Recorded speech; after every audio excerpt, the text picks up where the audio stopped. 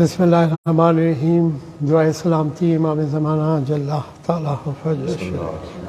اللہم کن ولیک الحجت ابن الحسن العسکری صلواتک علیہ وعلی آبائہ فی هذه الساعة وفی کل ساعة ولیا وحافظا وقائدا وناصرا ودلیلا وعینا حتی تسکنہ ارضک طوعا وتمتع فیہا طویلا.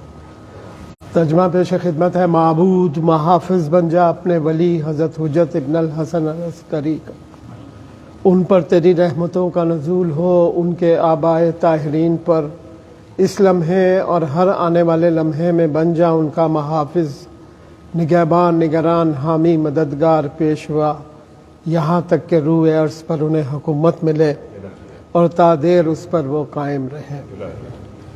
اعوذ باللہ من الشیطان الرجیم. بسم اللہ الرحمن الرحیم. والصلاة والسلام علی اشرف الانبیاء و سید المرسلین خاتم النبیین نبی حرمین امام قبلتین محبوب رب المغربین و رب المشرقین جد حسن والحسین ابو القاسم محمد صلوات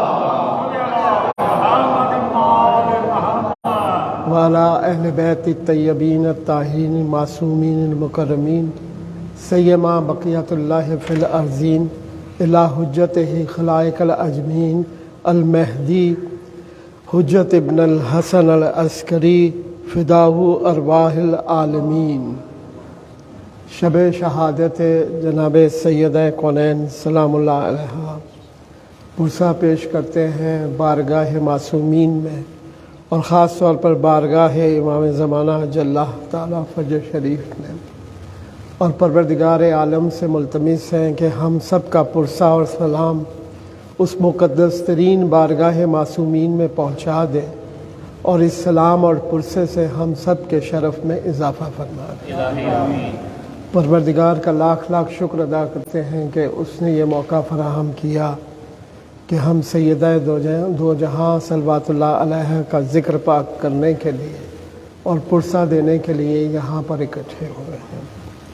آپ کی ولادت باسعادت ہجرت سے 5 سال پہلے اور بعثت سے 8 سال 8 ماہ 10 دن پہلے ہوئی. روایات کے مطابق قریش کی خواتین نے بائیکاٹ کیا ہوا تھا، وہ ناراض تھیں جناب خدیجۃ الکبریٰ سلام اللہ علیہ سے، اور اس کی وجہ یہ تھی کہ جب اس ازدواج میں بندھی تو انہوں نے مخالفت کی کہ محمد نعوذ باللہ صلی اللہ علیہ وآلہ وسلم نادار ہے، ان کے پاس تو کچھ بھی نہیں ہے. جب آپ ملکۃ العرب تو ساری آپ کو معلوم ہے، اس وجہ سے ناراض تھیں، اور جب یہ موقع آیا تو آپ نے ناراضگی کا اظہار کیا اور بائیکاٹ کیا. جناب خدیجہ سلام اللہ علیہ پریشان تھیں، مگر جب وہ وقت آیا تو 4 بیویاں تشریف لائیں جن کے چہرے بنی ہاشم سے ملتے جلتے تھے، اور کہا، ایک نے کہا کہ میں سارہ ہوں، اور تعارف کروایا کہ یہ مریم مادر عیسیٰ علیہ السلام ہے، یہ آسیہ ہے، اور یہ کلثوم. یہ 4-5 ہستیاں جو دنیا میں ایک کے بعد ایک جو ہیں عظیم ترین ہستیاں ہیں، ان کی تشریف آوری ہوئی. اور پھر یہ جب نور اس دنیا میں آیا تو یہ کہا گیا کہ ایک نور سا تھا جو تھا زمین سے لے کے آسمان تک، اور اس نور کی روشنی مکہ کے ہر گھر میں گئی. اور پھر 10 حوروں کی تشریف آوری ہوئی جو اگرچہ طیب و طاہر اور پاک و پاکیزہ اس دنیا، خود حورا انسیہ آپ کا لقب ہے، اور سرور دو جہاں صلی اللہ علیہ وسلم نے فرمایا کہ یہ پاک و پاکیزہ طیب و طاہر دنیا میں آئی. پھر بھی بہشت کا ساز و سامان، تولیہ غسل کا اور آب کوثر سے غسل دیا گیا. لہٰذا یہ وہ بابرکت حضور اکرم صلی اللہ علیہ وسلم کے لیے یہ دختر نیک اختر دنیا میں تشریف لائی کہ آپ فرماتے ہیں جب میں معراج پر گیا تو مجھے جبرائیل نے سیب کھانے کو دیا. سیب یا ناشپاتی کا ذکر ملتا ہے، اور اس کے کھانے سے جناب سیدہ کونین سلام اللہ علیہا دنیا میں تشریف آوری ہوتے ہیں.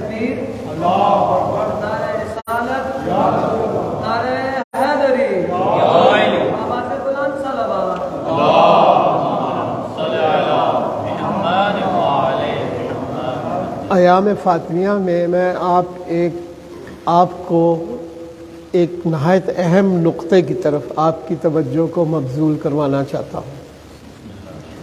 یہ بہت ہی اہم ترین پوائنٹ ہے ایام فاطمیہ کا.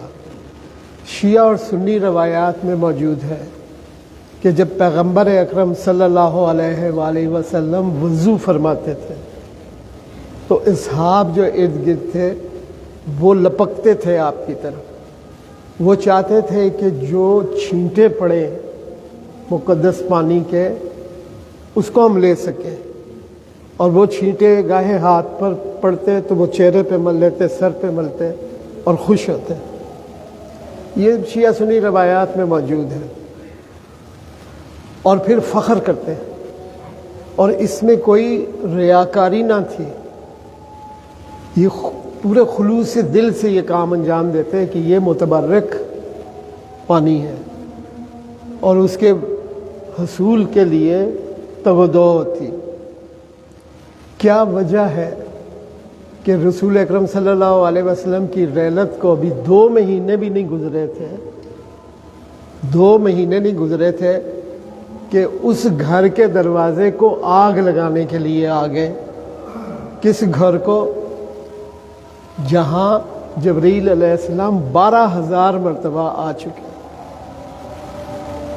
جہاں جب بھی صبح ہوتی آپ سب سے پہلے اس گھر کی طرف رخ کرتے، اہل بیت نبوت کو سلام عرض کرتے. اچھا، اور پھر آپ دیکھیے جب بھی گھر سے باہر نکلتے تو اس بر محمد و آل محمد صلی اللہ علیہ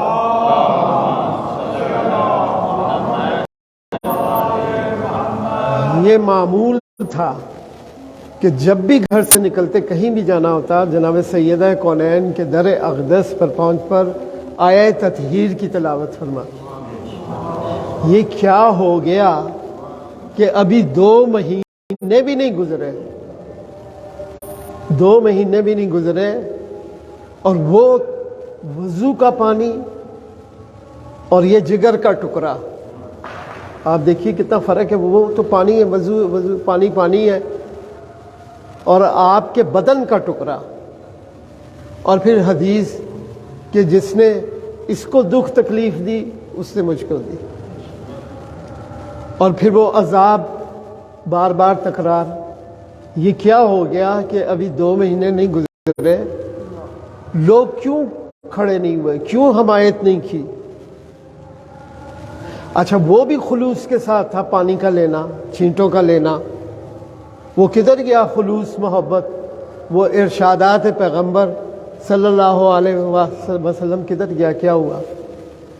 آپ اس نقطے کو سمجھیے کہ یہ نقطہ صرف اس زمانے کے لیے نہیں تھا، اس وقت کے لیے نہیں تھا. مجھے بتائیے، تمام اولیاء کو، انبیاء کو، ائمہ کو تنہا چھوڑ دیا گیا. دیکھیے آپ، تمام اولیاء تاریخ دیکھیے، تمام انبیاء، تمام ائمہ کو تنہا چھوڑ دیا گیا.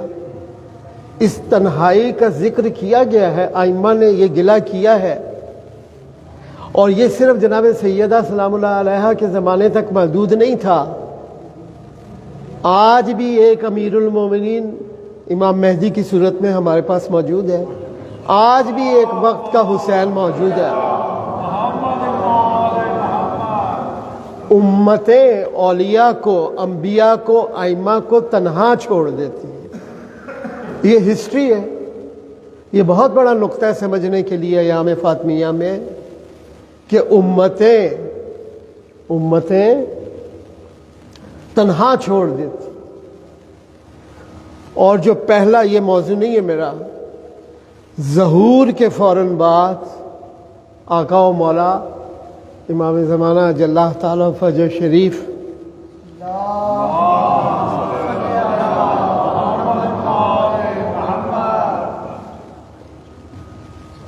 جب تشریف آوری ہوگی اس رات کے سارے واقعات موجود ہیں کہ کس طرح سے 313 آئیں گے، کیسے وہ جمع ہوں گے، اور آپ جمعے کا دن ہوگا اور الگ صبح فجر کے موقع پر آپ کی تشریف آوری ہوگی۔ حضرت جبریل علیہ السلام سب سے پہلے دستبوزی کریں گے، آپ ان کے چہرے اقدس پر ہاتھ پھیر کر آسمان کی طرف نگاہ کر کے فرمائیں گے حمد ہے اس ذات باری کی جس نے ہمارے بارے میں کیا ہوا وعدہ پورا کر دیا۔ پھر آپ اعلان فرمائیں گے اپنا، صلوات پڑھیے گا۔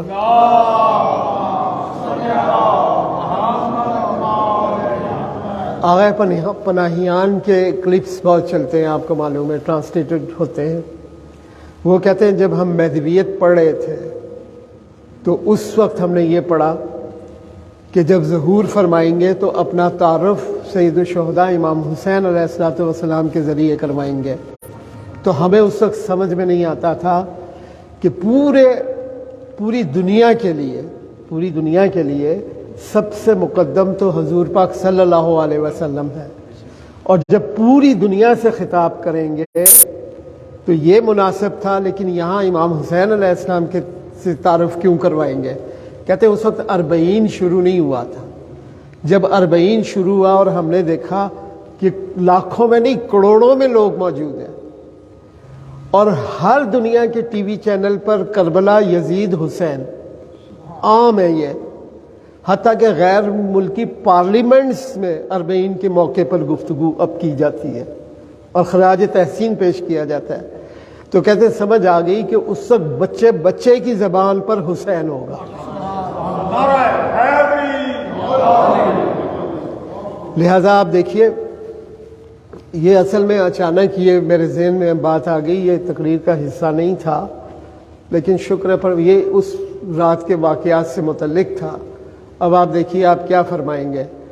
آپ فرمائیں گے اے لوگو آگاہ ہو جاؤ، میں امام قائم ہوں۔ لوگو آگاہ ہو جاؤ، میں امام قائم ہوں۔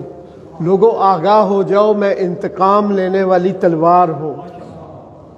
اے دنیا کے لوگو آگاہ ہو جاؤ، میرے جد سید الشہداء امام حسین علیہ السلام کو قتل کر دیا گیا ہے۔ آگاہ ہو جاؤ، میرے جد امام حسین علیہ السلام کو پیاسا قتل کر ڈالا ہے۔ لوگو، 4 جملے، لوگو آگاہ ہو جاؤ، میرے جد حسین علیہ السلام کو پیاسا بے دردی سے قتل کر دیا گیا ہے۔ میرے جد امام حسین علیہ السلام کو برہنہ چھوڑ دیا گیا ہے۔ اس کے بعد آپ دیوار کعبہ سے ٹیک لگا دیں گے۔ دیوار کعبہ سے میں کہوں گا مولا صدیوں کے انتظار کے بعد تشریف آوری ہوئی، اور اتنا تھک گئے، یہ لکھا ہوا نہیں ہے کہیں، میں اپنے پاس سے کہہ رہا ہوں، اتنا آپ تھک گئے کہ دیوار کعبہ کے ساتھ آپ کو ٹیک لگانی پڑی۔ یاد رکھیے یہ وہ امام ہے جو 1200 سے زیادہ سال سے خون کے آنسو رو رہا ہے، جو منتقم آل محمد ہے، جس کے سامنے کربلا کی تصویر 24 گھنٹے موجود ہے، جو صدیوں سے خون رو رہا ہے۔ جب وہ یہ اعلان کر رہا ہے کہ پیاسا قتل کر ڈالا ہے، برہنہ چھوڑ دیا گیا ہے، تو دل کی کیفیت دیکھیے آپ کہ پشت دیوار کعبہ ٹیک لگانی پڑے گی۔ اب آپ دیکھیے، آپ فرمائیں گے ہم خداوند عالم سے مدد مانگتے ہیں۔ ہم توحید دیکھیں، ہم خداوند عالم سے مدد چاہتے ہیں، مانگتے ہیں۔ جو چاہتا ہے وہ میری آواز پر لبیک کہے، جو چاہتا ہے میری آواز پر لبیک کہے۔ میں تمہیں خدا کے حق کے واسطے، رسول خدا کے حق کے واسطے، اپنے حق کے واسطے، جو دراصل رسول اللہ کی فراست کا حق ہے، کہتا ہوں کہ میری نصرت کرو، مجھے تنہا مت چھوڑو۔ انہوں نے ہم سے ہمارا حق چھین لیا اور ہمیں ہمارے شہر اور فرزندوں سے جدا کر دیا۔ انہوں نے ہم سے ہمارا حق چھین لیا، ہمیں اپنے شہر اور فرزندوں سے دور کر دیا۔ میرے بارے میں خدا کا خیال کرو، میرے بارے میں خدا کا خیال کرو، ہمیں مزید رسوا مت کرو۔ آپ یہ جملہ دیکھیے، ہمیں مزید رسوا مت کرو، میری مدد کرو کیونکہ خدا تمہاری مدد کرے گا۔ یہ کیا فرما رہے؟ 11 معصومین کو رسوا کرتے ہیں، ہمیں کوئی پرواہ نہیں ہے۔ آج ہم کیا کر رہے ہیں؟ آج ہم کیا کر رہے ہیں؟ جو تیاری نہیں کر رہا، جو جوان فحاشا کو دیکھ لیتا ہے رات 2 بجے تک اور فراموش کیا، وہ رسوا کر رہے ہیں۔ ہم پریکٹیکلی آپ دیکھیں رسوا کر رہے ہیں، اور مولا یہی التجا کر رہے ہیں کہ ہمیں مزید رسوا مت کرو، میری مدد کرو کیونکہ خدا تمہاری مدد کرے گا۔ اچھا اب دیکھیے کتنی عجیب بات ہے، کسی روایت میں کسی نبی سے، کسی امام سے، ولی سے بدی نہیں دیکھی گئی، خوبی ہی خوبی ہے، خوبی ہی خوبی ہے، کسی روایت میں نہیں ہے۔ پھر کیوں تنہا چھوڑ دیتے ہیں؟ کیوں جناب سیدہ کونین کو تنہا چھوڑ دیا گیا؟ اور آپ دیکھیے واقعات بھرے پڑے۔ ایک شخص سائل مدینہ میں آیا اور اس نے کہا کہ اس شہر کا کوئی کریم ہے جو میری حاجت روائی کرے؟ تو لوگوں نے کہا کہ ہاں، در حسین علیہ السلام پہ چلے جاؤ۔ گرچہ کریم کا لقب جو ہے وہ امام حسن کے لیے مختص ہے، لیکن امام حسین بھی کریم تھے۔ کیسے کریم تھے؟ یہ عربی در سید الشہداء پہ گیا اور اس نے اشعار پڑھے۔ سید الشہداء آئے، دیکھا کہ یہ سائل ہے، گھر کے اندر گئے، ایک رومال بچھایا اور کہا کہ ہمارا ایک بھائی آیا ہے۔ آپ جملے دیکھیے، ہمارا ایک بھائی آیا ہے، ضرورت مند ہے، جس کے پاس جو ہے وہ اس کی مدد کرے۔ کسی نے ہاتھ کا کنگن اتارا، کسی نے کانوں کی بالیاں اتاری، اور سید الشہداء کے پاس جتنے نقد رقم تھی اس میں ڈالی۔ اچھا اب یہاں دیکھیے، کہا گیا، تاریخ نے لکھا کہ سید الشہداء جب بھی کسی کی مدد کرتے تھے غنی کر دیتے تھے، اتنے اس کو پیسے دیتے تھے، آج کے حساب سے کہتے ہیں کہ وہ لاکھوں میں ہوتے تھے، ان کی قدر و قیمت جتنی ہوتے تھے کہ اس کو پھر کبھی مانگنے کی ضرورت نہ پڑے۔ اچھا ہم نے اس اسوہ کی اسٹڈی نہیں کی۔ ایک نادار آیا، ایک غریب، ایک فقیر آیا پھل کی دکان پر، یہ آج کا زمانہ ہے، اس سے کہا کہ اللہ کے نام پہ ایک تربوز دے دو۔ وہ دکاندار نے دیکھا جو پھینکنے کے قابل تھا نا، گلا سڑا، وہ اس نے اس کو لا کے دے دیا۔ اسے ایک ہاتھ میں لے لیا، اس نے کہا اچھا یہ تو کھانے کے قابل نہیں، جیب سے ڈھونڈ کے چند سکے نکالے، اسے کہا، وہ کہا تھا اللہ کے نام کے، یہ پیسے کا، یہ پیسے لے لو اور ایک تربوز دے دو۔ اسے ایک اچھا سا تربوز دے دیا، دونوں تربوز اس کے ہاتھ میں ہے۔ ایک دفعہ آسمان کی طرف دیکھ کے کہتا ہے اللہ یہ تیرے نام پہ، یہ پیسوں کے نام پہ۔ ادھر اسوہ دیکھے سید الشہداء کا۔ ہمارے در پہ کوئی کھانا مانگنے آ جائے تو ہم کہتے ہیں وہ دیکھو 4 دن کا فریج میں سالن پڑا ہوا ہے نا، روٹی پہ ڈال کے دے دو۔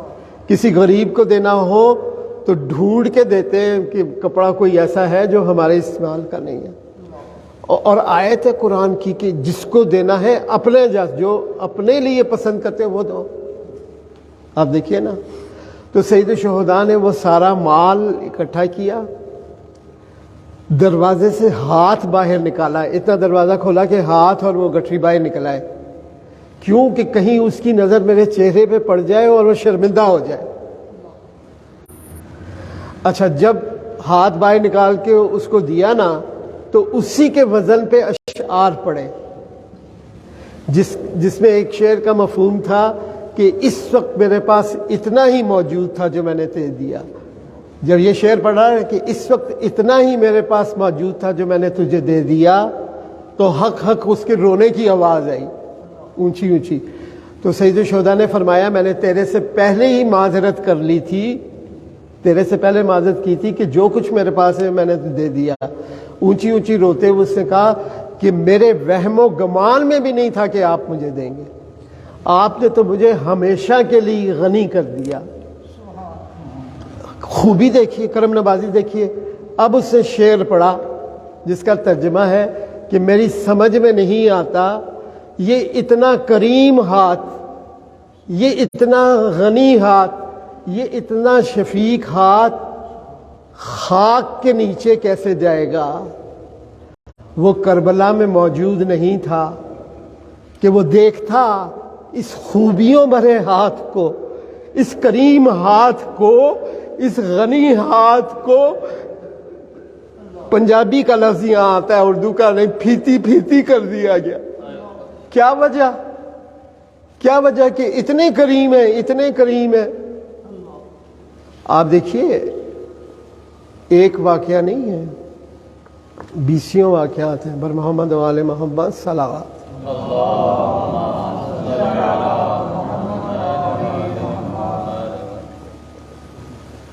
سرور دو جہاں صلی اللہ علیہ وسلم مسجد نبی میں تشریف فرما ہے، اصحاب آپ کے ساتھ ہیں۔ ایک عرابی داخل ہوا، اس نے کہا یا محمد یا محمد، اے محمد اے محمد۔ حضور اکرم صلی اللہ علیہ وسلم جب آپ کو کوئی ایسے پکارتا یا محمد یا احمد تو آپ بھی جواب میں کہتے یا محمد یا محمد یا احمد یا احمد، مگر جب کوئی یا رسول اللہ کہہ کر پکارتا آپ کھل اٹھتے اور کہتے اے سنت، خوش ہوتے، سادہ کا اے سنت، آپ خوش ہوتے۔ تو جب اس نے کہا یا محمد تو آپ نے بھی کہا یا محمد یا محمد۔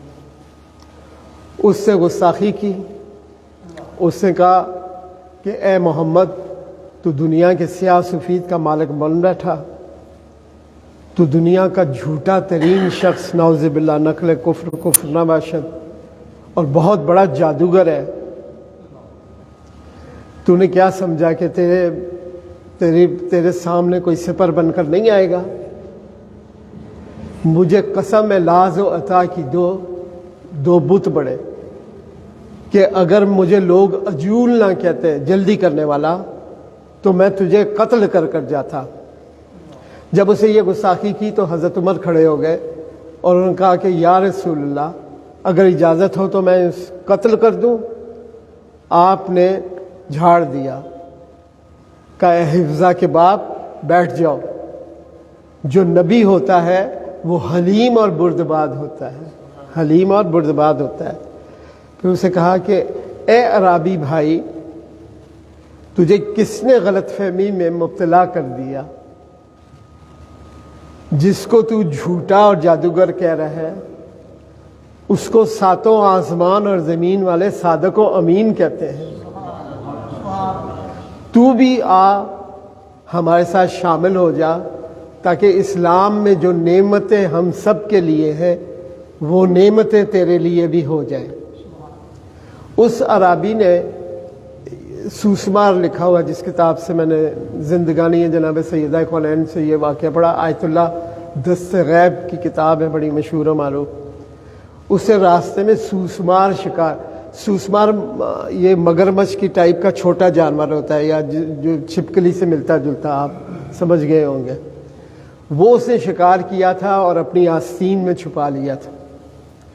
اسے جب حضور پاک نے یہ فرمایا تو اس نے کہا کہ اچھا اگر یہ سوسمار جو میرے پاس ہے یہ آپ کی نبوت کی گواہی دے تو میں آپ کو نبی برحق تسلیم کر دوں گا۔ یہ کہہ کہ اس نے ہاتھ جھاڑا، وہ سوسمار نیچے گرا۔ ہوش میں آنے کے بعد وہ قریب آیا، حضور اکرم صلی اللہ علیہ وسلم نے فرمایا کہ اے سوسمار میں کون ہوں؟ تو اس نے کہا اشہد ان محمد رسول اللہ، لا الہ الا اللہ، اشہد ان محمد، گواہی دی۔ پھر اس نے کہا کہ آپ نبی برحق ہیں، آپ صادق و امین ہیں، ساتوں آسمان اور زمین کے لوگ آپ کو صادق و امین کہتے ہیں، گواہی دی۔ وہ پریشان ہو گیا، اسے کہا میں نے جنگل سے اس کو شکار کیا اور اچھا یہاں پہ فی البدی اشعار بھی ہیں جو سوسمار نے کہے، فی البدی آپ کی شان میں اشعار بھی ہیں موجود تاریخ میں۔ اسے کہا میں نے جنگل سے شکار کیا اور یہ اس نے فی البدی شعر اور گواہی دی نبوت کی، تو میں کتنا بدبخت ہوں کہ میں اسلام نہ لاؤں۔ تو اس نے کہا، معافی مانگی اور کہا کہ اے نبی محترم مجھے کلمہ پڑھائیے۔ کلمہ پڑھایا تو حضور اکرم صلی اللہ علیہ وسلم نے صاحب کی طرف دیکھ کر کہا کہ کوئی ہے جو اس کو سواری مہیا کرے؟ تو اس کو میں اس اونٹ کی بشارت دیتا ہوں جو جنت پہ لے کے اس کو چلے گا۔ اور سعد بن عبادہ نے کہا کہ میرے پاس ایک سرخ رنگ کی اونٹنی ہے اور وہ حاملہ بھی ہے اتنے مہینے کی، وہ میں دیتا ہوں۔ تو اس کے جواب میں کہا کہ میں نے ضمانت دیتا ہوں اس اونٹ کی، اور سونے کی طرح رنگ کا اونٹ ہوگا اور مروارید کی اس کی گردن ہوگی سبز رنگ کی، اور بہت اس کی اندر زیادہ خوبصورت ہوگا باہر کی نسبت، اور سعد بن عبادہ یہ تمہارا ہوگا۔ اب آپ نے کہا کہ ہے کوئی اس کو جو تاج تقوی پہنائے؟ تو تاج تقوی جب پہنائے کا کہا تو حضرت علی علیہ الصلوۃ والسلام نے کہا کہ یہ تاج تقوی کیا ہے؟ تو یہاں دیکھیے بہت اہم ہے۔ سرور دو جہاں صلی اللہ علیہ وسلم نے فرمایا کہ جو دنیا سے جاتے ہوئے شہادت دے گا لا الہ الا اللہ اشہد ان محمد رسول اللہ، وہ مجھے دیکھے گا اور میں اس کو دیکھوں گا۔ اور اگر کوئی دنیا سے جاتے ہوئے یہ گواہی نہیں دے گا تو نہ میں اسے دیکھوں گا نہ وہ مجھے دیکھے گا۔ تو انسان دعا جو کرتا ہے خاتمہ بالخیر ہو، تو وہ یہ گواہی ہے۔ جب یہ سنا تو مولا کائنات نے اپنا امامہ تاج تقوی اٹھا کے اس کے سر پر رکھ دیا۔ اب سرور دو جہاں صلی اللہ علیہ وسلم نے فرمایا کہ ہے کوئی جو اس کو زاد راہ دے؟ تو اب سب چپ کر گئے۔ تو جناب سلمان اٹھے اور کہا کہ میں زاد راہ لے کر آتا ہوں۔ اب یہ اصحاب کے دروں کو کھٹکھٹایا اور کسی نے زاد راہ نہ دیا۔ یہ پلٹا جناب سیدہ کونین کے در پہ آیا۔ بی بی پاک علیہ الصلوۃ والسلام کو عرابی اور سوسمار کا واقعہ بیان کیا۔ تو اچھا یہ سائل اب ساتھ ساتھ ہے، جہاں جہاں جا رہا ہے جناب سلمان اس کو لے کے اٹھے کہ چل میں تجھے زاد راہ لے کر دوں۔ اچھا اس وقت 3 دن کا روزہ رکھا ہوا تھا اور وہ بھی فاقہ چل رہا تھا، یعنی بغیر افطاری کے، بغیر سحری کے افطار ہوتا اور افطار بھی پانی سے ہوتا۔ یہ حالات چل رہے تھے جو اکثر تھے۔ تو اس وقت بی بی پاک نے دیکھا کہ کچھ نہیں ہے، تو ایک بچھونا تھا امام حسن امام حسین علیہ الصلوۃ والسلام کا،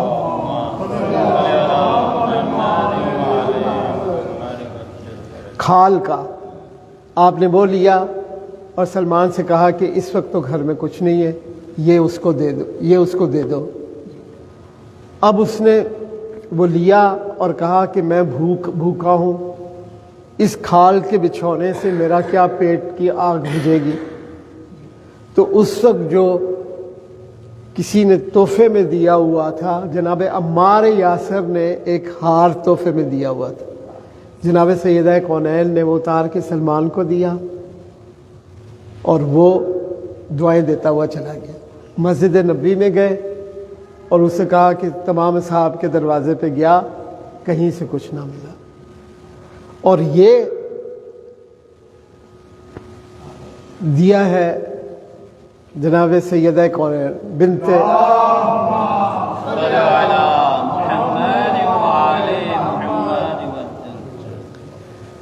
اچھا اب اس نے کہا کہ ہے کوئی جو اس کو خرید لے مجھ سے اور مجھے زاد راہ مل جائے۔ جناب عمار یاسر اٹھے اور کہا کہ کتنی رقم چاہیے تجھے؟ اس نے جو رقم بتائی نا، اس نے 20 گنا زیادہ جناب عمار یاسر نے اس کو دے دیا اور وہ ہار لے لی۔ وہ ہار لے لیا اور شکر پروردگار ادا کیا، اور وہ پھر وہ ہکا بکا رہ گیا کہ کوئی اتنی بھی سخی ہو سکتا ہے جو سخاوت کی۔ یہ ہے اصحاب رسول اللہ صلی اللہ علیہ وسلم۔ جناب عمار یاسر نے اس کو ایک پاک و پاکیزہ رومال میں رکھا، اس کو عطر لگایا، اور ایک آپ کا غلام تھا، کہا کہ جاؤ یہ جناب سیدہ کونین کے در پہ جاؤ، یہ میری طرف سے تحفہ دے دو۔ سہم نام تھا اس غلام کا، اور تم خود بھی ان کی غلامی میں چلے جاؤ، تمہیں میں نے ان کی غلامی میں دیا۔ اب یہ دروازے پہ آیا اور کہا کہ یہ تحفہ آپ کو دیا ہے اور میں بھی آپ کا غلام ہوں۔ تو آپ نے آزاد کر دیا، اس کو آزاد کر دیا تو وہ غلام ہنس پڑا۔ تو بی بی پاک علیہ الصلوۃ والسلام نے فرمایا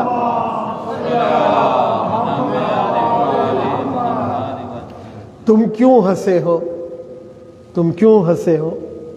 تو اس نے کہا سبحان اللہ، میں تو حیران ہوں، اس عرابی کو زاد راہ بھی مل گیا اور میں غلام بھی آزاد ہو گیا اور ہار اس کے مالکوں کے پاس واپس بھی پہنچ گیا۔ پر محمد و آل محمد بلندتر صلوات۔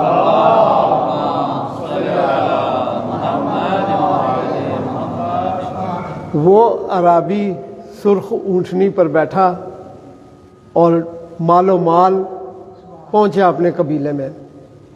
اچھا، جب سرور دو جہاں کے پاس آیا تھا نا، تو آپ نے پوچھا تھا کہ جب مسلمان ہو گیا کہ تیری کوئی ضرورت ہے؟ تو اس نے کہا بنی سلیم کے قبیلے میں 4000 مرد ہیں، ان میں کوئی بھی، میں ان سب میں سب سے زیادہ غریب ہوں۔ اب وہ سب سے زیادہ 4000 میں سے غریب جب سرخ اونٹنی پر بیٹھا مالوں سے لدا پھدا پہنچا تو دور سے وہ پڑھ رہا تھا لا الہ الا اللہ محمد لا الہ۔ لوگوں نے تلواریں نکالنی اور کہا کہ تیرا دماغ خراب ہے، ہم تمہیں قتل کر دیں گے۔ وہ نعوذ باللہ نقل کفر نہ وحشت، کفر نہ وحشت کہ وہ جھوٹا اور بڑا جادوگر۔ اس نے کہا نہیں، میری حالت تو دیکھو، میں فقیر تھا، اس نے غنی کر دیا۔ میرے پاس سواری نہیں تھی، اس نے مجھے سواری دے دی۔ اس نے اتنا زیادہ راہ دے دیا مجھے کہ میں ہمیشہ کے لیے غنی ہو گیا۔ 4000 مسلمان ہوئے، 4000 مسلمان ہوئے۔ لہذا عرض کروں کہ خوبیاں ہی خوبیاں ہیں، آئمہ سے، رسول اکرم سے، جناب سیدہ کونین سے کیا برائی دیکھی تھی؟ خوبیاں ہی خوبی تھی، پھر لوگوں نے کیوں ساتھ نہ دیا؟ اب کیوں آقا مولا امام زمانہ فرماتے ہیں کہ میرے ظہور کی دعا کرو؟ لوگ دعا نہیں کرتے تو کہتے ہیں نا میرے لیے دعا کرو، یا اب بھی جو کرتے ہیں وہ دل سے کرتے ہیں، روح سے کرتے ہیں، کہاں سے دعا کرتے ہیں؟ برائے ظہور امام زمانہ علیہ السلام بلندتر صلوات۔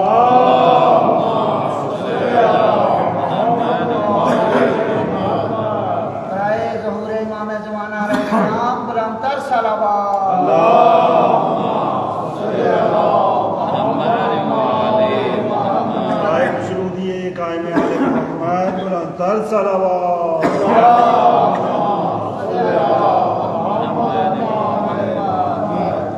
تو آپ اپنے ذہن میں رکھیے، آج بھی ایک امیر المومنین آنے والا ہے، آج بھی ایک حسین علیہ السلام کربلا پہنچنے والے ہیں، ذہن میں رکھیے آپ، اور یہ حقیقت ہے، اور اب وقت کے دامن میں گنجائش نہیں ہے۔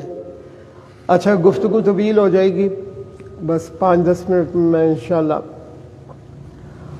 آپ دیکھیے اس کی وجہ بھی بیان کی ہے علماء نے۔ دیکھیے جو نیک اور متقی لوگ ہیں وہی جہاد کے لیے اٹھیں گے نا، جو نیک اور متقی اور پرہیزگار ہیں، جن کی تیاری ہے۔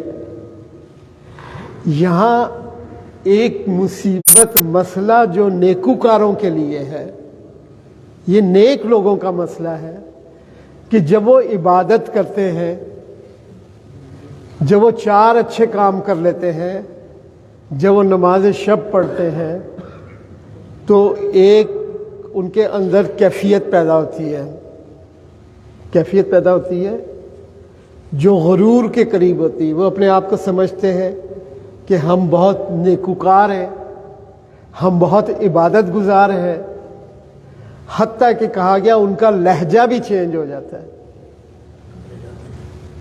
یعنی ایسی چیزیں ہیں کہ نیاز دی مولا امام حسین علیہ السلام کے نام.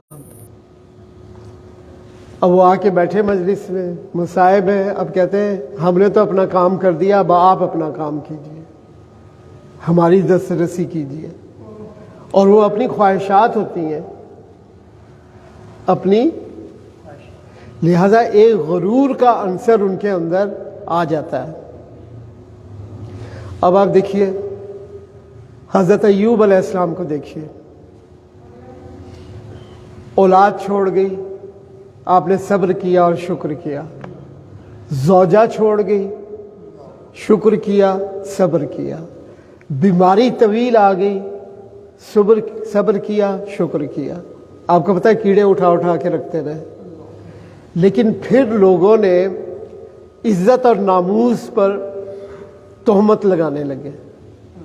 تو حضرت ایوب علیہ السلام نے پروردگار عالم کو کہا کہ میری اولاد گئی، میں نے صبر و شکر کیا. میری زوجہ گئی، میں نے صبر و شکر کیا. مجھے بیماری آئی، میں نے صبر و شکر کیا. لیکن اب جو عزت اور ناموس پر دھبا لگ رہا ہے وہ مجھ سے برداشت نہیں ہوتا. تو پروردگار عالم نے کہا کہ وہ جو تم نے اولاد پہ صبر اور شکر کیا، وہ جو تم نے اپنی زوجہ پر صبر اور شکر کیا، وہ بیماری پر صبر اور شکر کیا، وہ تم نے کیا یا ہم نے توفیق دی؟ تو حضرت ایوب نے ہاتھ مارا اور کہا کہ وائے ہو مجھ پر، تو نے توفیق دی، تو نے توفیق دی. لہذا ہر توفیق پروردگار عالم کی طرف سے. وہ جو نیکوکار ہوں، وہ جو کچھ کرنا چاہیں، وہ اس کیفیت کے اسیر ہو جاتے ہیں اور پھر کچھ کر نہیں پاتے. لہذا ان ساری باتوں کا مطلب مقصد یہ ہے کہ آپ ظہور کی تیاری کریں، کیونکہ ظہور سر پر آ چکا ہے. مکتب تشیع میں یہ کہا گیا ہے کہ جو کوئی وقت ظہور مقرر کرے وہ جھوٹا ہے، اسے جھٹلاؤ. مگر معصومین ارشاد فرماتے ہیں تم اس طرح سے زندگی بسر کرو جیسے کل ظہور ہونے والا ہے. اور میرا چونکہ یہ سبجیکٹ ہے، میں نے اس کی اسٹڈی مہدویت کی شروع کی تھی 1984 میں. اس وقت دعائے اسلام تھی، امام زمانہ بھی نہیں پڑھی جاتی تھی ایسے جیسے آج کل پڑھی جاتی ہے الحمدللہ. اس وقت جب علماء سے، عرفاء سے، مختلف لوگوں سے بات ہوتی ظہور کی تو وہ کہتے ہیں ابھی صدیاں پڑی ہوئی ہیں. آج آپ کسی سے بات کر کے دیکھ لیں، عالم سے، عارف سے، کسی مرجع تقلید سے، کہے گا کل ظہور ہو سکتا ہے. یعنی یہ 20-25 سالوں میں اتنا گزر چکا ہے.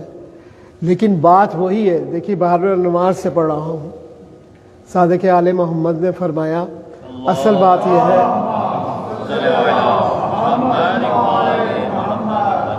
یہ سوال سید الشہداء امام حسین علیہ السلام سے بھی ہوا کہ کیا آپ مہدی ہیں؟ ابھی تو دیکھیے آپ دنیا میں تشریف آوری نہیں، کیا آپ مہدی ہیں؟ اس کی کیا وجہ ہے کہ کیوں یہ سوال ہوا؟ مکتب اہل سنت میں 200 احادیث ہیں جو امام مہدی علیہ السلام کے بارے میں. یہ 200 احادیث ایک بڑا ذخیرہ ہے. اگر آپ جمع کریں نماز کے بارے میں احادیث، روزے کے بارے میں، مختلف امور کے بارے میں، تو یہ 200 احادیث بھی ایک بڑا مجموعہ ہے. مکتب تشیع میں جہاں تک میں نے شروع کی اسٹڈی تو 1000 احادیث تھی. پھر علامہ طالب جوہری کتاب علامات ظہور مہدی میں آپ نے کہا کہ 2890 احادیث ہے، 3000 احادیث. پھر انقلاب ایران کے بعد جو تحقیقات ہوئی تو پتہ چلا 6000 احادیث ہے. اس کا مطلب ہے سرور دو جہاں صلی اللہ علیہ وسلم کو ذکر امام مہدی کے علاوہ کوئی اور کام نہیں تھا. آپ دیکھیے حضرت عمر نے پوچھا حضرت علی سے کہ مجھے مہدی کے بارے میں بتائے. اس لیے آپ دیکھیے پہلے جھوٹے مہدی کے دعوے دار کون ہوئے؟ جناب محمد حنفیہ کو ماننے والے. جناب محمد حنفیہ کے وصال کے بعد کہا گیا آپ مہدی ہیں اور کوہ رضوی پر غائب ہو گئے. جناب محمد حنفیہ اور امام زمانہ کا وقفہ کتنا ہے، فاصلہ کتنا ہے؟ یہ وہ ذکر پاک تھا. لہٰذا امام حسین سے بھی سوال ہوا، اور ایک روایت میں نے پڑھا کہ اکثر ائمہ سے ہوا، لیکن جو روایت کوڈڈ ہے بکس میں وہ امام جعفر صادق علیہ الصلوۃ والسلام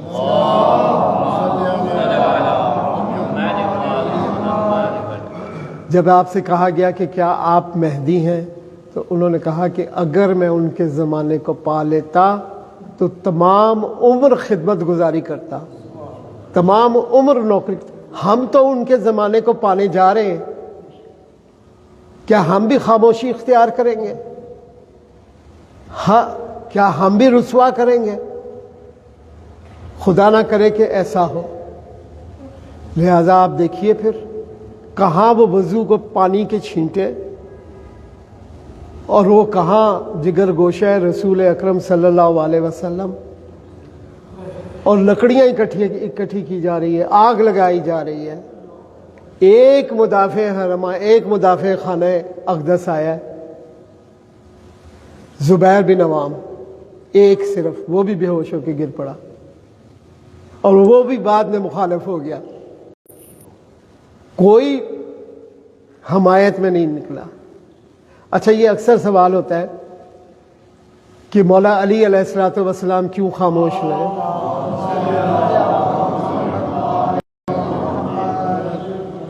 سیدھا سا جواب ہے، اسلام کو بچانے کی خاطر آپ نے قربانی دی ہے۔ دیکھیے، جب زمانہ تھا رسول اکرم صلی اللہ علیہ وسلم کا، تو مدافع نبوت کون تھا؟ مولا کائنات علی بن ابی طالب علیہ السلام۔ اور جناب جب مولا کائنات کی باری آئی تو امامت کا مدافع کون تھا؟ جناب سیدہ کونین سلام اللہ علیہ، حجت خدا۔ لہٰذا یہ قربانی آپ نے دی۔ اور پھر آپ دیکھیے روایت میں ملتا ہے 40 دن اس واقعے کے بعد جو ہے آپ زندہ رہی ہیں، اور ان 40 دنوں میں اکثر و بیشتر آپ بستر پر تھیں۔ اچھا، آپ کی شروع میں نے ولادت پاک کا بتایا، آپ کی شہادت کا دن بھی پیر تھا، آج بھی پیر کا دن ہے۔ لہذا اس دن صبح اٹھ کر آپ حشاش و بشاش تھے، اور گھر کے سارے کام کیے آپ نے، گھر کی صفائی کی۔ امام حسن اور امام حسین علیہ السلام بچوں کو غسل اپنے ہاتھوں سے کرایا، چھوٹے بچے تھے، کہ ایک دفعہ میں آخری دفعہ ان کی ابو الحسن مولا کائنات علی بن ابی طالب علیہ السلام کی تشریف آوری ہوئی۔ آپ نے خوش دیکھ کر، حشاش بشاش دیکھ کر، اور شکر پروردگار ادا کیا، تو کہا کہ یہ سب کیوں؟ یہ سب بچوں کو غسل دیا ہے، صفائی کی ہے۔ تو کہا کہ یا ابو الحسن، آج میری زندگی کا آخری دن ہے، آج میری واپسی ہے۔ تو آپ پریشان ہو گئے، بے اختیار آنکھوں سے آنسو ٹپکنے لگے، اور آپ نے کہا زہرا جانے کی باتیں تو مت کرو۔ اس وقت امام حسن امام حسین بچے قریب تھے، مولا نے کہا کہ آپ لوگ ذرا باہر چلے جاؤ۔ پھر آپ نے کہا زہرا جانے کی باتیں تو چھوڑ دو، اب یہاں وصیتیں فرمائی ہیں آپ، وہ وصیتیں معلوم ہیں آپ کو۔ اچھا، پھر آپ نے کہا کہ مجھے غسل اس کرتے میں دینا جس میں میرے بابا کو غسل دیا گیا تھا۔ اچھا، اب کوئی دنیا سے چلا جاتا ہے تو اس کی چیزیں، بستر، کپڑے وغیرہ دے دیے جاتے ہیں، مگر مولا کائنات نے اور بی بی پاک نے چیزیں سنبھال کے رکھی ہوئی تھیں۔ مولا علی سے کہا کہ وہ بابا والا لباس لے آؤ، کرتا جس میں آپ نے غسل دیا تھا میرے بابا کو۔ جب وہ کرتا آیا اور مولا نے ان کو دیا نا، تو ایک دفعہ بی بی غش کھا کے گر پڑی ہیں۔ مولا کائنات بھی گریہ فرما رہے ہیں، اور آپ بھی پھوٹ پھوٹ کر گریہ فرما رہے ہیں۔ یہاں پہ وہ مشہور عالم مرثیہ آپ نے پڑھا ہے جس کے شعر ہیں کہ مجھ پر اتنے مصائب پڑے کہ اگر روشن دنوں پر پڑھتے تو سیاہ راتوں میں تبدیل ہو جاتے. یہ ایک مصرع پڑھا جاتا ہے، باقی ممبر کیوں نہیں پڑھتا اس کو؟ باقی کیوں نہیں پڑھتا؟ بی بی کا دکھ کیا تھا مجھے بتائیے؟ بیت الحزن کے واقعات اور لوگوں کے قیام کیا ہے آپ نے لوگوں کے گھروں کے دروازے کھٹکھٹانے، چند دروازے کھلتے اور پھر آپ چوک میں مدینہ کی گلیوں میں آپ گریا کرتی، اور پھر بیت الحسن وہ گریا بھی برداشت نہ ہوا. ایک ہی بات کہ ابو الحسن کو اس کا حق دے دو، ابو الحسن کو اس کا حق دے دو. آپ کو معلوم تھا اگر یہ حق نہ ملا تو کربلا برپا ہو جائے گی، کربلا برپا ہو جائے گی. اور میری بیٹیاں، آپ دیکھیے انتہائی تکلیف اور دکھ اور کرب کی حالت میں بی بی پاک اس دنیا سے گئی ہیں. دو ہی ہستیاں، ایک سید الشہداء امام حسین علیہ السلام کہ انہیں پتا تھا کہ میرے بعد خیموں کو آگ لگا دی جائے گی، لہذا مکروب، آپ کی ایک صرف مکروب بھی ہے، مکروب یعنی جو انتہائی کرب کی حالت میں دنیا سے جائے، اور بار بار آپ خیموں کی طرف دیکھتے تھے. اور ادھر بھی اس بی بی پاک کو بھی بار بار اپنی بیٹیوں کا خیال آ رہا تھا، لہذا وصیتوں میں سے ایک وصیت کی کہ امیر المومنین ابو الحسن جتنا مجھ پر رو گے اتنا ہی زینب پر رونا، یہ وصیت ہے، جتنا مجھ پر. اور آپ یہ اشعار دیکھیے، آپ نے ان اشعار سے پہلے کہا کہ جب کوئی مرنے والا مرتا ہے تو اس کا دکھ اسی وقت سے کم ہونا شروع ہو جاتا ہے. خدائے لم یزال کی قسم، جس دن سے میرے بابا گئے ہیں میرا دکھ بڑھتا چلا جا رہا ہے. اے منو مٹی کے پیچھے چھپ جانے والے، کاش تو میرے آہ و نالے سنتا. مجھ پر اتنے مصائب پڑے کہ اگر روشن دنوں پر پڑتے تو سیاہ راتوں. وہ کرتا ایک ہاتھ، دونوں ہاتھوں میں پکڑا ہے رسول اکرم کا کرتا، وہ پرہن، اور فرما رہی مجھ پر اتنے مصائب پڑے کہ اگر روشن دنوں پر پڑتے تو سیاہ راتوں میں میں محمد کے سائے کے نیچے محفوظ تھی. یہ سنیے گا، کسی ظالم اور اس کے ظلم سے نہیں ڈرتی تھی، اب ہر ایک ظالم سے ڈرتی ہوں، ہر ذلیل کی منت کرتی ہوں.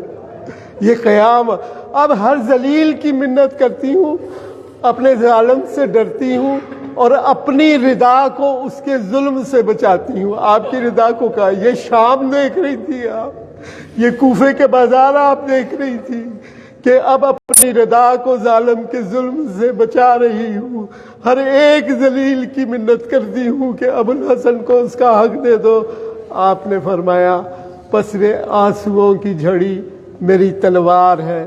اب جب قمری ایک پرندہ رات بھر درخت کی شاخ پر نالے کرتی ہے تو میں بھی صبح و شام اس کے ساتھ روتی ہوں. احمد کی قبر کی مٹی میں سونگنا میرا فرض ہے، مگر ورنہ میں دنیا سے چلی جاؤں. اب آپ دیکھیے کتنا خیال ہے آپ کو جناب زینب کبریٰ کا، اپنا نہیں. اور مولا علی سے فرما رہی ہیں کہ جتنا مجھ پر رو گی میری بیٹی زینب پر بھی رونا. اور پھر آپ دیکھیے وہ اشعار میں نے سنائے بی بی پاک کے. اب جناب زینب سلام اللہ علیہا کے بھی 4 اشعار سن لیجئے. جب آپ مدینہ کی قید سے رہائی ہوئی اور مدینہ کی حدود اور آپ کربلا کی حدود میں پہنچی تو ابھی کربلا دور تھی کہ اپنے آپ کو ناکے سے گرا دیا. اور جب بیویاں ہوش میں لے کر آئی تو آپ نے فرمایا فی البدی اشعار کہے، آپ نے فرمایا ہاں یہی وہ جگہ تھی جہاں ہمارے چاند ہم سے چھن گئے، ہاں یہی وہ جگہ تھی جہاں عقیل اور علی کی بیٹوں سے زمین کو سرخ کیا گیا، ہاں یہی جگہ تھی جہاں میرے بھائی عباس کے بازوؤں کو قلم کیا گیا. پھر سید الشہداء کی قبر کی طرف اشارہ کر کے فرماتی ہیں جب میں محمل سے تیرے چاند سے چہرے کو نیزے پر دیکھتی تو محمل کے ساتھ میں سر ٹکراتی اور میرے سر سے خون جاری ہو جاتا. اے بھائی دیکھ میرے پاؤں کے آبلے دیکھ، اے بھائی دیکھ میرے پشت کے تازیانے لہو لہاب دیکھ، اے بھائی یزید کے دربار میں جانے سے پہلے میں نے 100 بار مرنے کی دعا مانگی، اے بھائی میں نے اپنی نقد جان دے کر تیرے اسلام کو بچا لیا۔ اللہ لعنت اللہ قوم الظالمین۔ دعائے عہد کے چند جملے ہیں۔ خدایا پروردگار نور عظیم پروردگار، کرسی بلند پروردگار، جوش کھانے والے دریاؤں کے پروردگار، ٹھنڈے سائے اور گرم ہوا کے پروردگار، ہم تجھ سے سوال کرتے ہیں تیرے وجہ منیر کے واسطے سے، ملک قدیم کے واسطے سے، توریت و انجیل و زبور کے واسطے سے، ہم تجھ سے سوال کرتے ہیں قرآن کریم کے واسطے سے۔ خدایا پروردگار نور عظیم پروردگار، ہم تجھ سے سوال کرتے ہیں تیرے اس اسم کے واسطے سے جس سے تمام زمینیں اور آسمان روشن ہیں۔ اے زندہ پائندہ پروردگار، اے ہر زندہ کے بعد زندہ پروردگار، اے وہ زندہ حقیقی جس کے علاوہ کوئی معبود نہیں، ہمارے آقا و مولا ہادی و مہدی جو تیرے امر سے قائم ہے کو بھیج دے۔ اللہ کا درود ہو ان پر، ان کے آبائے طاہرین پر۔ میں تجدید عہد کرتا ہوں، وہ عہد عقد اور بیعت جس کا کلاوہ میری گردن میں ہے، ہرگز اس سے دستبردار نہ ہوں گا۔ خدایا دکھا دے وہ ارجمند چہرہ، ذرا شندہ پیشانی۔ خدایا اگر میرے اور ان کے درمیان موت حائل ہو جائے تو مجھے میری قبر سے اس طرح اٹھا دینا کہ کفن لپیٹے ہوئے، تلوار کھینچے ہوئے، نیزہ لہراتے ہوئے حق کی دائمی دعوت پر لبیک کہوں۔ خدایا پروردگار نور عظیم پروردگار، جس کی کوئی مشکل ہے، حاجت ہے، پریشانی ہے، خدایا پروردگار تمام کی مشکلات کو حل فرما، اور جس نے التماس سے دعا کہا ہے خدایا پروردگار اپنی خاص جناب سے تمام کی حاجتوں کو برآ۔ اور خاص طور پہ میں پچھلے 5 سال سے بلکسر میں مجلس پڑھ رہا تھا یہ والی، اور اس دفعہ جو ہے میں نے چودھری صاحب ڈاکٹر صاحب کے نصیب میں تھی، تو بلکسر والے جو تھے بانی انہوں نے کہا میری خصوصی دعا کی جائے۔ مولانا شفیق الحسن صاحب پروردگار عالم ان کو صحت تندرستی دے اور ان کی توفیقات میں اضافہ ہو، اور ہم سب بھی پروردگار عالم کے لطف و کرم سے ظہور امام زمانہ جل اللہ تعالیٰ فجر شریف کے لیے اپنی بہترین تیاریوں کے لیے اپنے آپ کو پیش کرنے کے لیے اپنے آپ کو اس قابل بنا سکیں برحمت کا یا ارحم الراحمین۔ اور محمد و آل محمد صلوات۔